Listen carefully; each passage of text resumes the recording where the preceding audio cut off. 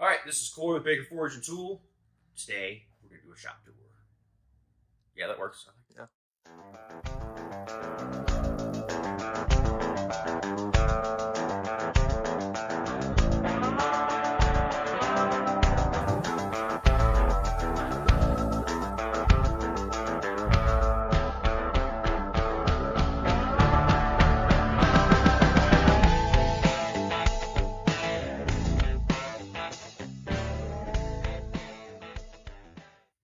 All right, so history on this shop. About a year ago, almost exactly a year ago, Primitive Woodsman, Josh Morgan, and I decided to put our heads together and get a much bigger shop. He was in a shop in his house, actually in a basement, and I was in a really, really tiny garage set up at my old house. And both of our businesses were expanding. We just didn't have the room to expand any further. And we had a lot of work coming our way, and we needed a bigger shop space. And we've been friends for a long time, and we realized, hey, you know what? We can afford a much bigger place if we kind of put our heads together and get a shop of our own. So, after a couple of months of looking, we found this place. It is 3,000 square foot shop space, including an office. Actually, it's got 2 offices. It's got a bathroom, a little kitchen area, and multiple storage rooms, and of course the big main open shop. So we're going to take you guys through everything, all the tooling we've got in here. I'm not really going to show a lot of Josh's knife making side of things. You'll have to hit up his Instagram for his content. That is primitive.woodsman on Instagram. So anyway, let's get started. All right, so this is the forging area. This is where all the hot work happens. We have 24-ton hydraulic press over here. This is one we built. It is getting phased out because it's a little small for us, but that's the very first one we ever built, and that's where we started forging on. Moving over, anvils. We've got a handful of small ones, but the 405-pound Trenton anvil out of Trenton, Ohio. This is our main work anvil for forging on. Super flat. We got this out of South Carolina last year, and it's been a dream to work on. Over here, we've got our gas forge. Again, we built this one to suit our needs. It is a giant interior gas burner forge. It's got a ribbon burner, forced air. We can forge anything we want to in there. Moving over here, we've got our 2 kilns. This is where all of our diffusion bonding happens for our copper billets and our copper laminates. We have another one on the way that's being built that's about 4 times the size of this one. So phasing the little guy out here in a little while, but these are where all the copper work happens. Over here we have our combo machine. This is a 4-post hydraulic press and rolling mill. Now we'll probably come through and do a dedicated video on this in the future. This machine was built by Blackfish Industrial out of Utah.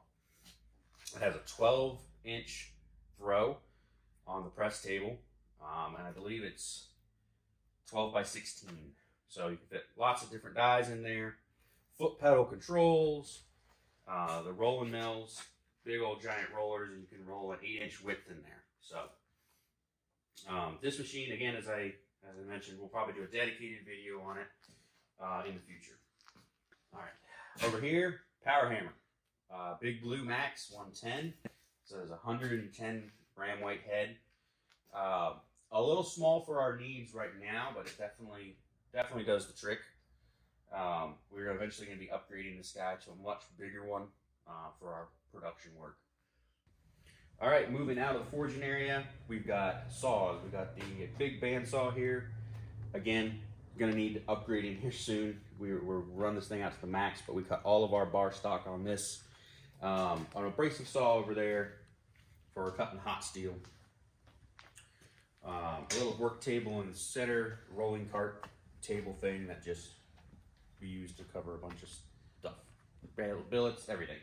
Over here is our Landis surface grinder machine. I picked this up for a major steal about 2 years ago. It is 3-phase power. We converted it to 1 phase through a VFD. Big ol' 8-inch by 24-inch magnetic chuck. stoned wheel. It is all mechanical auto feed, and we restored everything inside, so it works great. We use this for any precision machining, or precision grinding, I should say. Mosaic billets, billets that need a re-square or restacking to a 4-way or tile weld. That all happens on this. Over here, our grizzly shear. So we use this for chopping sheets of copper down into pieces that we can use. Invaluable tool. I didn't realize how badly I needed one until we got it, and now we couldn't live without it. Over here, a fairly new work table that was built. It's on wheels, it's got a shelf. This is a layout table. So you can we lay up billets here. We make our cans for canisters. When billets are getting labeled and getting their spray paint logo, that all happens here as well. When we're putting together bars, everything happens here. Further down the end, we've got powder, canister, mosaic stuff that we've been working on. We'll talk more about this in another video, but powder canister Damascus there. All right, moving over, we're kind of in the grinding area now. 2x72 belt grinders from a Mary Braid, running red label abrasive belts. This machine we kind of really set up to be the surface grinding machine. It's not always a surface grinding machine, but most of the time it's set up with that. It's just a lot of work to flip it over and get it all reset up. So we keep this one as the dedicated surface grinder. And this one we keep up in a vertical position for other work. We are going to get a third one that's going to go down here because having one vertical machine is just not enough sometimes. So, drill presses, nothing fancy. In fact, this one's broken. We're waiting on my part to come back in for that. But the guys will do all their raindropping billets on these. But nothing really cool to see there. Sandblaster.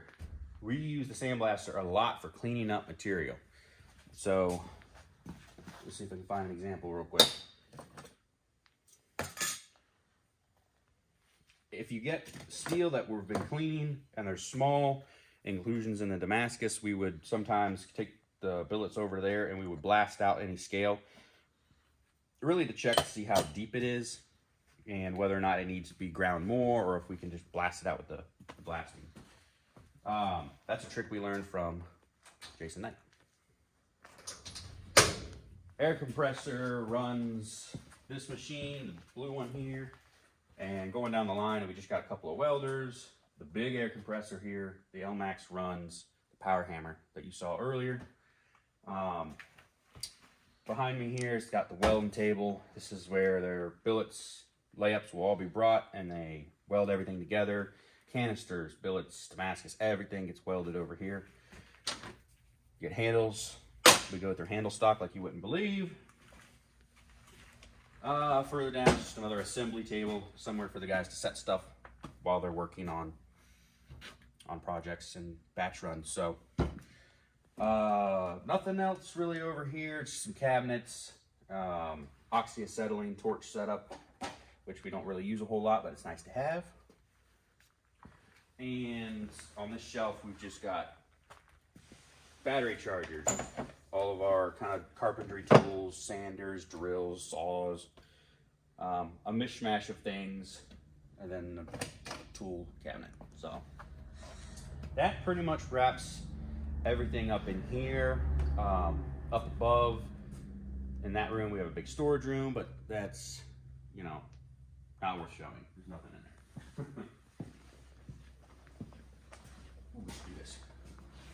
Over here, we got a little etch station, just with our different acids, ferric chloride, different mixes and ratios, and some tanks for cleaning them or neutralizing them. Just a little cart that rolls around, holds the tanks. So nothing fancy there though. So coming into the office, it is air conditioned and heated, so that's nice to have a space that we can come into that's fairly clean and air conditioned and or heated. Little wrong way. Hallway here. There's a bathroom on this side, and then wood storage for Josh. All his handle materials and stuff are back in there. Kind of a little snack bar area here with microwave You're not gonna be able to see it all that well. There, we'll close the door.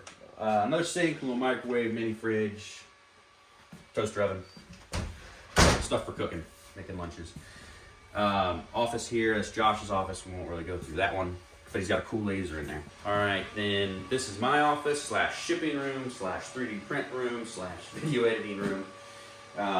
We just reorganized it and rearranged it. This table is eventually going to have all the 3D printers on it. And again, we'll go through this in another video, but the 3D printers are making mosaic canister designs. Basically making the molds, the canisters that actually hold all the powder inside of a can. We'll go through more of that later. But 3D printers are going on this table. In here, we got basically just all our packing supplies, boxes of all different sizes, tape, whatnot. Packaging happens here. Another 3D printer going. This one's making some cool stuff. I gotta fix those blinds. Don't look. Alright, editing desk. This is for Waylon when he's doing the video editing and making reels and editing photos, all that good stuff. Fridge, which is of course covered in my kids' artwork. Full size, so we can put lunches, drinks, everything in there.